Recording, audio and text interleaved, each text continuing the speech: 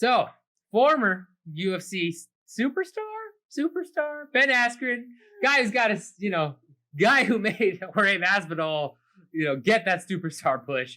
Ben Askren tweeted out that he didn't understand why UFC fighters are not taking fights and waiting for ranked opponents. He said, you should be going out there fighting as much as possible. You get paid the same amount either way. Now, that's an interesting idea here, right? Because it's true. You do get paid regardless of who your opponent's ranking is, unless you're going to be in a pay-per-view fight, unless you're challenging for the belt. You're pretty much getting paid the same amount either way. But that also then begs the question, does it make sense to just take as many fights as possible? Or do you wait to fight guys higher in the rankings? Drake, I'm going to throw this to you. What do you make of this idea that, you know what, forget rankings, just fight as many times as possible? Well, in terms of, fighting a ranked opponent, does that give you a higher purse? I mean, not initially, right? But if you look at things fight by fight, it goes up, I want to say $2,000. I don't have. I did a study on this. It goes up gradually though, like every two fights or so, and then I'd have to have it pulled up in front of me. But it does go up progressively. So if you want to be active, you are going to be getting more money over time, right? Because you're adding more and more to that by fighting so often. In terms of the star power element, though, if it's a good idea to do this, just to be active and get your name out there. Well, of course, because you're being exposed more often and more frequently and everything. But whether or not that is the main key to it is just being active. I'm going to fight so often. Well, here's a great example that just came to me of why that doesn't always work. Look at Hannah Cyphers. She's lost all 4 of those fights. Yeah. she has jumped into. But she still has her job as far as we know. As far as we know, she is still employed because I'm sure they love that she's been, saving the day multiple times and paying for it. So, but that's not making her a bigger star whatsoever. I mean, it's getting her name out there more, but people don't want to see her fight.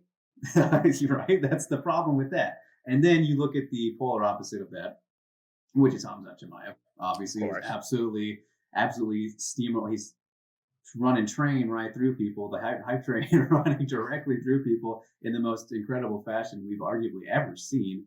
So that is literally the absolute opposite. You could go with that, and it's paying out in dividends for him. And then another similar, a closer example to that is Angela Hill's stock has risen very, very much so since she's gotten to become the female cowboy, if you want to go there, or somebody who is just started to get more active in their career and fighting a whole lot often. And her results have been mixed too, is the thing. But that's because she's still gaining this popularity because she's, well, first of all, it's a fun personality, just a good person to listen to talk, is always entertaining and that kind of thing. But then her fights also aren't boring. She doesn't get a lot of finishes. She started finishing a little bit more in like the early stretch of this run that she's on here in terms of activity, but she's not winning every single fight. And it's still working out for her though, in terms of the popularity aspect. And then two other guys actually who are doing, trying to be super active, and I don't think it's doing a whole lot for them. Most recent example, obviously Casey Kenny. He just did the 10-day, back-to-back fight thing kind of.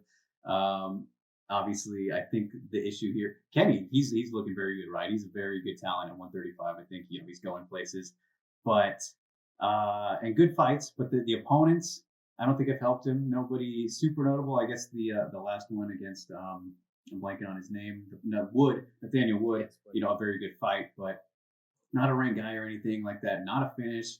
So yeah, it helps, right? It helps no matter what, but to the same level, it's not there. And the same thing with Tanner Boser, who was kind of one of the first stretch of Fight Island guys who, was getting active and all that. And it's risen his stock as well, and he's getting finishes too. But I think the fact that the opponents, that plays a part for it too. Unless you're Khamzat, where his performances are so absolutely ridiculous.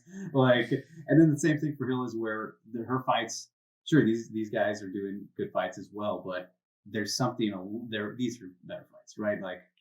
There's so many little parts of it, the activity the whole being active thing that play a part where Chimaev is a complete exception. I think we've never seen this type of thing. So it's kind of a recency thing. I think what Askren is saying here. I mean, obviously, but Yes. like, yeah. So I mean, Yeah, it's. I mean, so in this particular scenario, right? It makes sense if you're a guy that's literally looking to fight as much as possible to make as much money. If you're not trying to make a run at the belt, even if you are to an extent, but a guy that comes to mind is Bobby Green, right? Yeah. He's kind of been around forever. He's looking at fighting, I think, for the 5th time this year. If he gets booked again, that's insanely active. He's not going on a crazy run where he's going to be making a shot at the title, especially the guys he's fighting. But he is getting paid. So if you're one of those styles of guys that's been around for a while, you're probably not making a title run, or maybe you're in the rankings, but you need a lot of momentum shift. It makes sense to go ahead and take these fights as much as possible. Tanner Boser was a great example you brought up, where heavyweight's shallow enough, you just need to string together so many wins and you're already in the rankings, and that can go farther.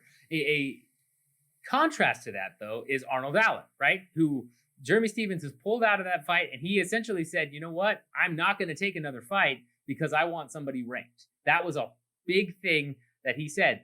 And I think that goes back to what you said earlier in terms of the types of performances. If you're going out there, knocking people out, getting a lot of hype built around you, doing what Chimaev did, where you're looking just like a monster, totally makes sense to just take as many fights, because you will get fast-tracked. That is what Chimaev is doing. The fact that Chimaev is fighting Leon Edwards after fighting at a different weight class and then fighting Gerald Meerschaert and knocking him out in great fashion, but the fact you go from Meerschaert to the number ranked 3 guy that gets you a title shot in a different division. In a different division, yes, mind you, which is again mind-blowing. That is the UFC just giving you that giant push. And they do that from time to time. Cody Garbrandt, another great example of, if you look at Cody Garbrandt's wins up to the title, he definitely didn't deserve to leapfrog everybody, but he did, because they wanted to get behind him. But unless you're putting on those types of performances, it's risky to not fight ranked guys when you have a rank. Because let's say Arnold Allen takes a fight against an unranked guy, especially his style, he tends to go to decisions. He can get finishes, but he's not a super flashy guy. He's not, going out there just crushing opponents. If he loses, then his spot, he's probably knocked out of the rankings, or he drops down to, 15 or whatever. Then when you go into negotiations, something that's been proven through the UFC antitrust lawsuit, as you mentioned, you fight enough times, you gradually go up in pay. It keeps happening. But a big negotiation factor, if a fighter's contract comes up and then they want to negotiate with the UFC, is saying, hey, I'm ranked here, or hey, I have quality wins over these opponents. If you're going to go outside of their kind of formulaic structure that they had for so many fighters, and that they have for so many fighters coming in, if you're breaking out of that and you want to actually negotiate, it's all about the rankings. It's been brought up in Joe Silva's emails. You can go and look at some of those where they say, hey, you know what? I'm ranked number 7 now, or I just beat the number 6 or 10 guy. Like, we need to step up the pay. That's their leverage to get out of that formulaic Excel spreadsheet. Oh, you fought this many times, here you go. That's pretty much how it works. Is either you're super exciting or you're doing that. So I totally understand the hesitancy here. I feel like Ben's advice works only if you're the type of fighter that just wants to fight so you make money, and you're not really looking to make a title run. Personally, I think that's what makes sense. And I mean, the thing is, you have to be able to put on those performances to even do that in the first place, right? Like, I mean, that takes a toll on you, unless you're kind of a freak like Angela Lee has kind of proven to be, where not Angela Lee, Angela Hill Right. has able to not take so much damage, even though her fights do go to decision more often than not. And the Kennys or the Bosers, but yeah, with the Chimaevs, who are able to take literally no damage whatsoever, except for maybe getting some bruises on his own fists, which from his own doing. Yeah. Like, he's fine. He's literally coming out as unscathed as anyone ever possibly could hope to. And I want to mention another thing about, you mentioned the rankings for leverage. I mean, we just touched on the guy, Leon Edwards. It just happened to him. They happened to him with this fight. So, took him out. All right, buddy. Now you fight him, right?